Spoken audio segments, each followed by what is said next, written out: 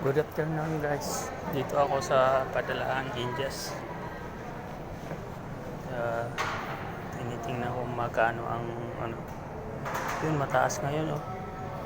Yun guys oh. Taas yung ano niya, value. Taas ngayon. Sa 14, 92, 93, 95. 96 pinakamataas oh. Ayan.